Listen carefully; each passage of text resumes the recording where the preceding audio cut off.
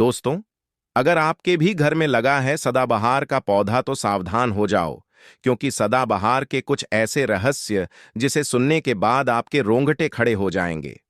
सदाबहार फूल के कुछ ऐसे डरावने रहस्य जो कोई भी आपको नहीं बताएगा। यह पौधा हर कोई अपने घर में लगाता है, लेकिन इसके फायदे और नुकसान के बारे में कोई नहीं जानता है। यदि आपने भी लगा रखा है, घर में सदाबहार का पौधा या गलती से घर में उगा है, तो तुरंत करें। ये काम नहीं तो बहुत पछताओगे भक्तों। सदाबहार के पौधे में होती है ये एक चीज, आज ही जान लो गलती से। अगर आपने भगवान को चढ़ा दिया है तो जरूर देखें। भक्तों, सबसे पहले तो वीडियो को लाइक कर दें। लाइक करने का कोई चार्ज नहीं लगता। आज की वीडियो बहुत ही सुंदर है। पहले वीडियो को लाइक करें और खूबसूरत वीडियो का लाभ उठाएं। दोस्तों, आपको बता दें, जितने भी धनवान व्यक्ति हैं, जितने भी पैसे वाले लोग हैं, उन सभी के घरों में आपको यह पौधा 100% मिलेगा। और भक्तों, आपको बता दें कि सदाबहार का जो पौधा होता है उसमें कई फूल खिलते हैं। इसी के साथ आपको बता दें कि सदाबहार का जो पौधा होता है वह बहुत आसानी से उग जाता है और इसे कहीं पर भी आप बहुत आसानी के साथ उगा सकते हैं। भक्तों, आपको बता दें, सबसे बड़ी बात कि यह जो सदाबहार के रंग बिरंगे फूल हैं ना, यह आपकी किस्मत को बदल देंगे। आपकी किस्मत को रातों रात चमका देंगे। जी हां भक्तों, जिस तरह से यह रंग बिरंगे फूल होते हैं और जैसे यह रंग बिरंगे कलर के होते हैं, उसी तरह से यह आपकी जिंदगी में भी रंग बिरंगे रंग भर देंगे। भक्तों, आप एक बार इस पौधे के उपाय को जरूर आजमा कर देखें और इसके लाभ भी आप स्वयं देख लेंगे। अगर आप भी अपने जीवन में बहुत मेहनत करते हैं, बहुत प्रयास कर रहे हैं जिंदगी में सफल होने का, मगर सफल नहीं हो पा रहे हैं और बार बार आपको असफलता का मुंह देखना पड़ रहा है, आप बार बार निराश हो रहे हैं, तब तो आपको यह उपाय जरूर ही कर लेना चाहिए। भक्तों, अगर कोई व्यक्ति कोई अपना व्यापार शुरू करता है, कोई नया बिजनेस शुरू करता है, कोई काम शुरू करता है और अगर उसे उसमें नुकसान होने लगे और उसका वह व्यापार ना चले, तो व्यक्ति बहुत परेशान हो जाता है और वह सोचने लगता है कि अब इस व्यापार को मैं बंद ही कर देता हूं। अब इस काम को करने से कोई फायदा नहीं है। जब इस काम से मुझे कोई मुनाफा ही नहीं हो रहा है, मेरी आर्थिक स्थिति अच्छी हो ही नहीं पा रही है, फिर व्यक्ति परेशान होकर सोचता है कि चलो हटाओ, रहने दो, इस काम को अब हम हटा देते हैं, बंद कर देते हैं, कोई दूसरा काम कर लेते हैं। और इसी तरह से व्यक्ति काम भी बदलते रहते हैं और दोस्तों बहुत कोशिश करते हैं, लेकिन उसके बावजूद उनको सफलता प्राप्त नहीं हो पाती है जैसा वह चाहते हैं। उनकी मनोकामना पूरी नहीं हो पाती है, उनका व्यापार नहीं चल पाता है।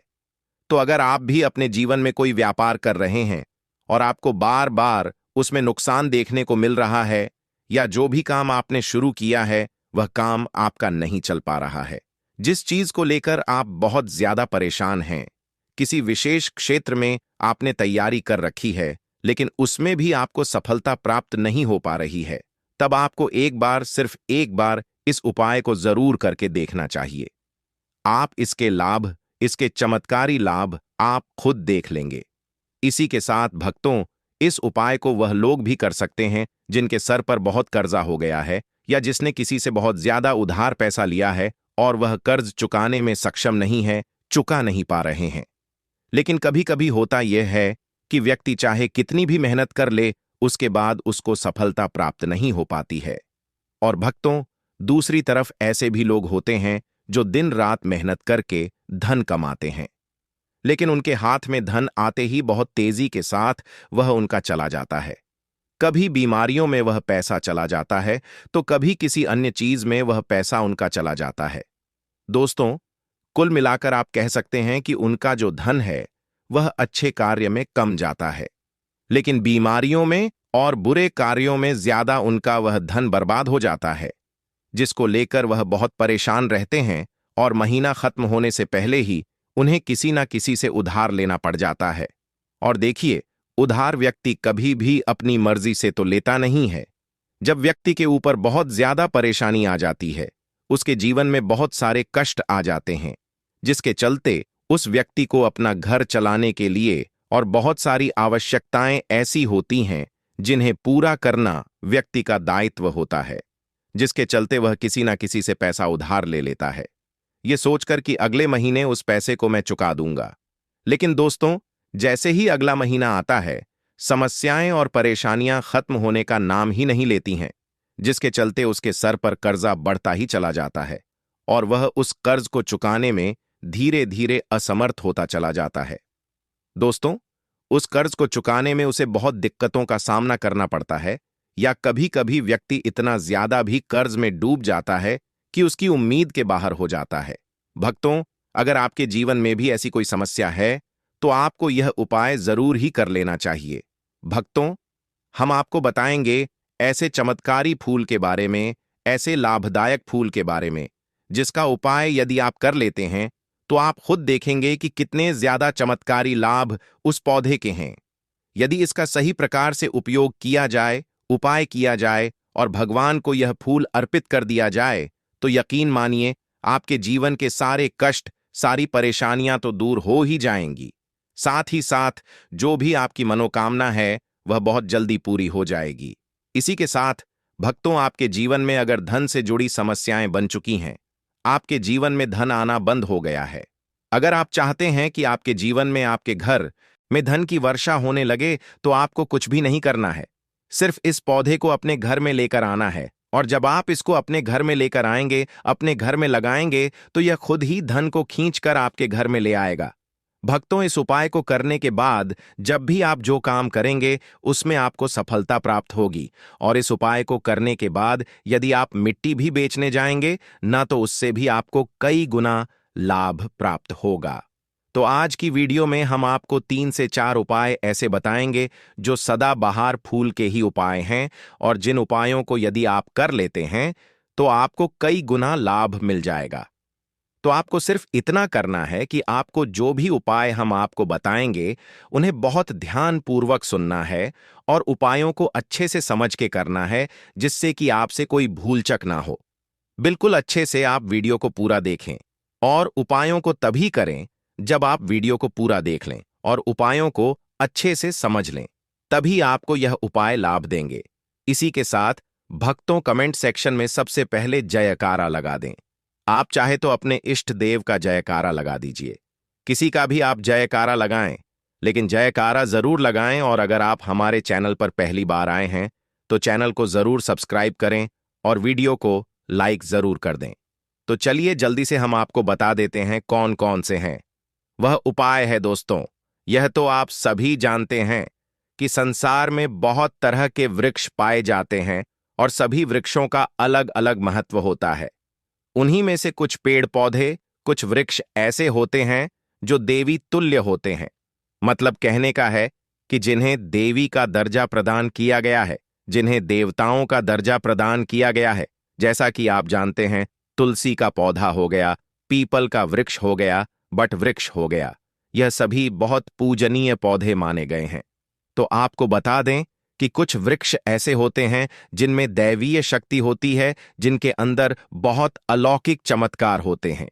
अगर बात कर ले पीपल के पेड़ की, तो उसमें साक्षात श्री हरि विष्णु का वास माना गया है, और समस्त देवी देवताओं का वास भी पीपल के पेड़ के अंदर माना जाता है। और अगर हम बात करें शमी के पेड़ की, तो उसे शनिदेव की तरह ही देखा जाता है। कहा जाता है कि शनिदेव का उसमें वास होता है। और अगर बात करें आंकड़े की, तो यानी कि हम जब आंकड़े का पेड़ देखते हैं, उसे निहारते हैं, तो ऐसा लगता है कि गजानन को हम निहार रहे हैं। बेल का पेड़ हो गया, जो कि बहुत ही पूजनीय है, यह आप भी जानते हैं। तो आपको बता दें कि हर पेड़ की अपनी अपनी दिव्य शक्ति होती है, अपने अपने लाभ और अपने अपने चमत्कार होते हैं। भक्तों, अब मान लीजिए किसी भी पेड़ की जिनमें दैवीय शक्ति होती है, उनमें से किसी भी पेड़ की यदि हम सही प्रकार से पूजा कर लेते हैं, अच्छे से उपायों को कर लेते हैं, तो यकीन मानिए आप अपने जीवन की समस्त समस्याओं से छुटकारा पा सकते हैं। और दोस्तों, आप अपने जीवन में जो चाहे पा सकते हैं। बड़ी से बड़ी मनोकामना भी आप अपनी पूरी कर सकते हैं। और अगर हम बात करें सदाबहार के फूल की, तो सदाबहार एक ऐसा फूल है जो सदा खेलता रहता है, हमेशा यह खिला रहता है। इसी कारण इसे सदाबहार का फूल भी कहा जाता है। और इसीलिए भक्तों, यह जो सदाबहार का फूल है, यह सदा के लिए आपके भाग्य को चमका सकता है, आपकी किस्मत बदल सकता है। तो इस फूल के बहुत सारे लाभ, बहुत सारे चमत्कार है। हम आपको बहुत ही सरल शब्दों में बताने और समझाने का पूरा प्रयास करेंगे, जिससे कि आपको किसी समस्या का सामना ना हो। आप उपायों को अच्छे से समझ के अच्छे से कर सकें। आप चाहे तो इनको लिख भी सकते हैं, और दोस्तों, आप चाहे तो हमारी वीडियो को दोबारा भी देख सकते हैं। आपको उपाय अच्छे से समझ आ जाएंगे। तो देखिए, अगर बात करें सदाबहार के फूल की, उस पौधे की, तो सदाबहार के दो रंग के फूल होते हैं। एक फूल होता है सफेद रंग का, और वहीं दूसरा जो फूल होता है वह हम पत्ता भी होता है गुलाबी रंग का। भक्तों, आपने देखा भी होगा, हल्का गुलाबी रंग का फूल होता है। तो आपकी जानकारी के लिए बता दें कि सफेद रंग का जो सदाबहार का फूल होता है, वह माता लक्ष्मी को प्रसन्न करने के लिए बहुत ही शक्तिशाली फूल है। बहुत ही ज्यादा माता लक्ष्मी को वह फूल पसंद है। और गुलाबी रंग का जो सदाबहार का फूल होता है, वह भी माता लक्ष्मी को अति प्रिय होता है, क्योंकि गुलाबी रंग तो माता रानी का सबसे ज्यादा प्रिय रंग है।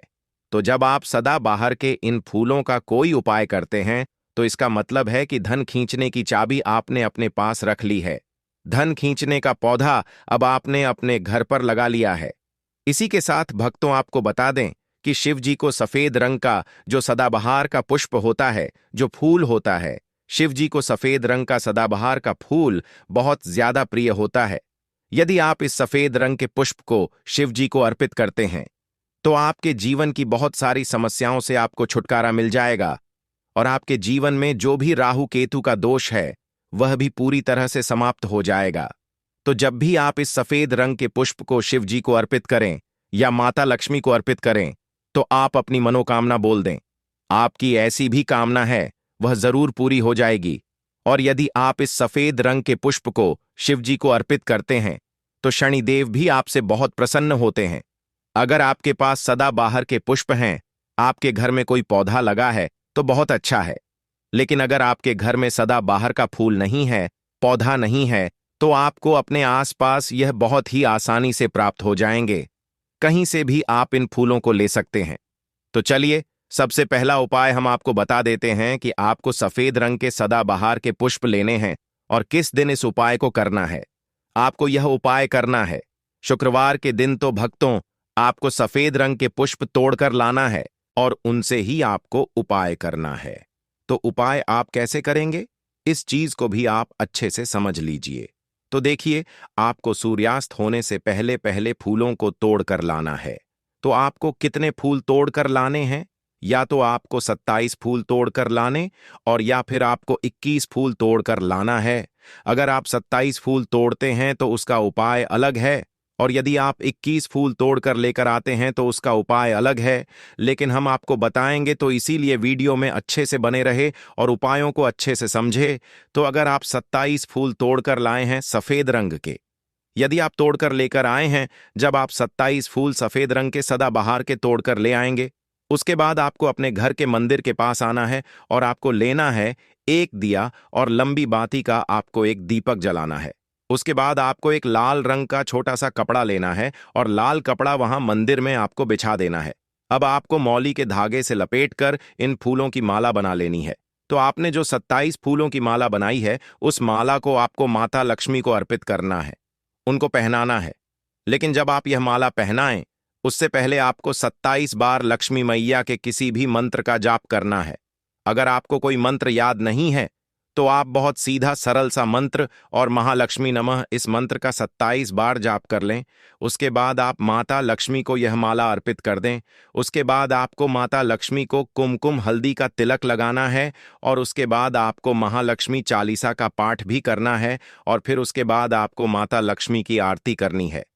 इस बात का ध्यान रहे कि जब आप चालीसा कर लेंगे, उसके बाद आपने जो लाल कपड़ा लिया है, उस पर आपको हल्दी से स्वास्तिक बनाना है, और उस लाल कपड़े पर आपको जो स्वास्तिक आपने बनाया है, उस स्वास्तिक के ऊपर यदि आपने 21 फूलों की माला माता लक्ष्मी को अर्पित करे हैं, तो 21 चावल के दाने आपको स्वास्तिक पर रखने हैं। और अगर 27 फूलों की माला आपने माता लक्ष्मी को अर्पित की है, तो 27 ही चावल के दाने आपको स्वास्तिक पर रखने हैं। लेकिन ध्यान रहे कि चावल बिल्कुल भी टूटा फूटा खंडित नहीं होना चाहिए, और जब आप चावल स्वास्तिक पर डालेंगे, तब भी आपको और महालक्ष्मी नमः का जाप भी करना है। इसके साथ ही साथ आप जो माला आपने माता लक्ष्मी को अर्पित की थी, वही माला आपको इस स्वास्तिक के ऊपर रख देनी है। अब इसके बाद आपको माता लक्ष्मी के मंदिर से सिंदूर लेकर आना है, और आप चाहे तो घर का सिंदूर भी रख सकते हैं। अब आपने जो माला रखी है उस लाल कपड़े पर, उस माला पर आपको वह सिंदूर छिड़क देना है। अब इसके बाद आपको उस लाल कपड़े की पोटली बना देनी है, और इसके बाद भक्तों, आपको उस पोटली को उसी दिन यानी शुक्रवार के दिन रात्रि के समय में उस पोटली को रख देना है अपने धन रखने वाले स्थान पर, अपनी तिजोरी में। दोस्तों, आपको बता दें, यह उपाय आपको रात्रि के समय करीब 8 बजे के आसपास आपको करना है। वैसे तो आप सूर्यास्त के बाद कभी भी इस उपाय को कर सकते हैं, मगर आप 8 बजे से 9 बजे के बीच करते हैं तो बहुत ही उत्तम रहेगा। अगर आप 21 माला का उपाय यह कर रहे हैं तो आपको यह उपाय लगातार 5 शुक्रवार को करना है। मतलब एक शुक्रवार कर लिया, फिर उसके बाद दूसरे शुक्रवार कर लिया, तीसरे को कर लिया, चौथे को कर लिया। आपको लगातार इस उपाय को करना है। और यदि आप 27 फूलों वाला उपाय कर रहे हैं तो आपको लगातार 4 शुक्रवार करना है। तो देखिए, उपाय चाहे आप 4 शुक्रवार कर रहे हैं या 5 शुक्रवार कर रहे हैं, आप इस बात का ध्यान रखें कि आपको अलग अलग पोटली नहीं बनानी है। आपने जो सबसे पहली पोटली बनाई है उसी पोटली को आपको लेना है। माला तो आपको हर बार नहीं लेनी है, चावल भी आपको हर बार नहीं लेने हैं, लेकिन उसी पोटली के अंदर आपको उन सारी चीजों को रखते चले जाना है। अब देखिए, 5वां जो शुक्रवार होगा, चाहे 5 शुक्रवार आप ये उपाय कर रहे हैं या 4 शुक्रवार कर रहे हैं, तो जो 5 शुक्रवार होगा उस 5वें शुक्रवार को आपको इस पोटली को लेना है। और आपके घर में जहां पर भी मिट्टी हो, मान लीजिए आपके घर में कहीं पर भी मिट्टी है, तो वहां पर आपको इसको मिट्टी में दबा देना है। और अगर मान लो आपके घर में कहीं पर भी नहीं है, पूरी जगह पर आपका फर्श है, तब आपके घर में गमला तो जरूर होगा, तो आप इसे गमले में दबा दीजिए। और आप इस चीज का पूरा ध्यान रखें कि आपको पोटली को पूरी तरीके से दबाना है। आपने पोटली के अंदर जो माला रखी थी, जो चावल रखे थे, उन चीजों को आपको मिट्टी के अंदर डालना है। कपड़े को आपको मिट्टी के अंदर नहीं डालना है। जो लाल कपड़ा लिया है उसको आपको नहीं डालना है। तो दोस्तों, यह उपाय बहुत आसान है, बहुत ज्यादा कठिन उपाय नहीं है। और यदि आप इस उपाय को कर लेते हैं, फिर आपके जीवन में धन से जुड़ी जो भी समस्या है वह तो समाप्त हो ही जाएगी। आपके जीवन में धन आने के बहुत सारे मार्ग भी खुल जाएंगे, बहुत सारे रास्ते आपके जीवन में खुल जाएंगे। वहां से आपको धन प्राप्त होता रहेगा, और जो धन आपको प्राप्त होगा उसमें निरंतर आपको वृद्धि भी देखने को मिलेगी। और आपको बता दें, इस उपाय को करने से आपके घर में स्थिर लक्ष्मी का वास होगा। तो देखिए, यदि आप 5 शुक्रवार वाला उपाय कर रहे हैं, 5 शुक्रवार वाला, तब तो आपको छठे दिन यह प्रक्रिया करनी है, छठे शुक्रवार को। और यदि आप 4 शुक्रवार वाला उपाय कर रहे हैं तो आपको शुक्रवार वाले दिन इस प्रक्रिया को करना है। ठीक है ना? इस बात को पूरी तरह से समझ लीजिए। तो दोस्तों, यदि आप इस उपाय को कर लेते हैं तो आप अपनी कैसी भी मनोकामना पूरी कर सकते हैं। इन छोटे सरल उपायों को करके आपको अपने मन में पूरी सच्ची श्रद्धा और पूरा विश्वास होना चाहिए, तब यह उपाय करते हैं। भक्तों, तुलसी की मंजरी बना सकती है। आपको करोड़पति और धनवान तुलसी के पौधे पर जब मंजरी आने लग जाती है तो इसे उस घर के लिए बेहद ही शुभ संकेत माना गया है। तुलसी पर जब भी मंजरी आने लगती है तो आपको समझ जाना चाहिए कि माता लक्ष्मी आप पर मेहरबान है और अब आप पर अपनी कृपा बरसाने वाली है। इसीलिए आज हम आपको मंजरी के कुछ खास उपाय बताने वाले हैं। इन उपायों से आप माता लक्ष्मी और भगवान विष्णु की असीम कृपा प्राप्त कर सकते हैं। भक्तों, हर घर के आंगन में तुलसी का पौधा तो जरूर होता है। अगर आपके घर में तुलसी का पौधा नहीं है तो आपको अपने घर में तुलसी का पौधा अवश्य लगाना है। भक्तों, हिंदू धर्म में तुलसी के पौधे को बहुत ही पवित्र माना गया है। तुलसी के पौधे में माता लक्ष्मी का वास होता है, इसलिए आपको तुलसी के पौधे की प्रतिदिन सुबह शाम पूजा करनी है और शाम के समय इसके पास दीपक जलाना है। तुलसी का पौधा कितना पवित्र होता है, उसकी मंजरी भी उतनी ही पवित्र और महत्वपूर्ण मानी जाती है।